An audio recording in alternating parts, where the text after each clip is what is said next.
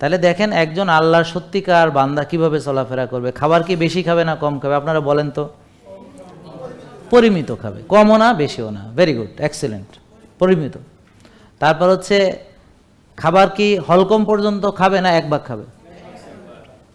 প্রকৃত খাবে না বিকৃত খাবে?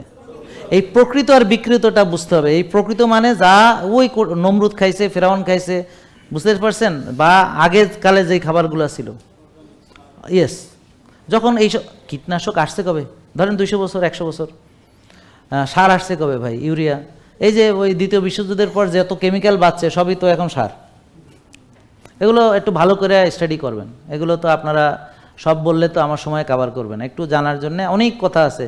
অনেকেই বলে যে স্যার ইদানিং কিছু কিছু কথা নতুন বলতেছেন। আমি একটু নতুন তো মেলা কথা আছে, কিন্তু এরা হজম করতে পারবে? এরা তো এবিসিডি জানে না আগে, এদেরকে তো এবিসিডি শিখাইতে পারি নাই, তো ওগুলো কিভাবে হজম করবে?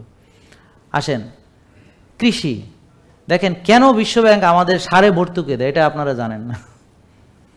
ভর্তুকি সারে দেয় কেন?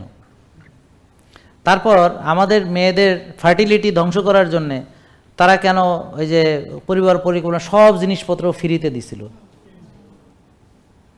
এনজিও করে টাকা দিছে গেলে, বুঝেন না কথা? আগে এক একটা ঘরে 12, 14টা, 18টা, 16টা এক মায়ের সন্তান হয়েছে। আর এখন তখন কিন্তু স্বামী স্ত্রী দুজন মিলে এটা হয়েছে, অন্য কারো সাহায্য দরকার হয়নি।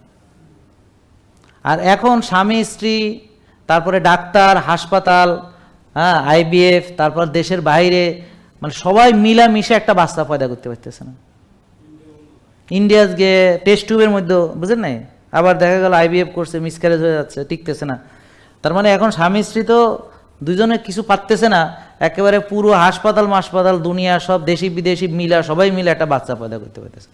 কেন? কেন? বুঝেন নাই কথা? আপনারা যে খাবার খান তার ভিতরে বেশিরভাগ খাবার হলো কীটনাশক স্প্রে করা। এই কীটনাশকগুলো হলো জীবাণুর প্রজনন ক্ষমতাকে ধ্বংস করার জন্য। তো এইগুলো খেতে খেতে আমাদের প্রজনন ক্ষমতা শেষ।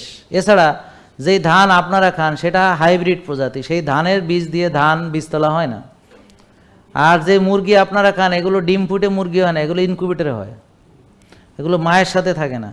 আপনাদের যে পরিবার নেই, কেন নেই? কারণ পরিবারের কনসেপ্টটা আপনারা পাশ্চাত্য থেকে যেটা গ্রহণ করছেন, ওইগুলো আপনার এখন দাদা, নানা, হ্যাঁ, তারপর হচ্ছে নানি, ফুফি, খালা, চাচা। এখন ধরেন এক সন্তান হলে কিচ্ছু থাকবে না আপনার।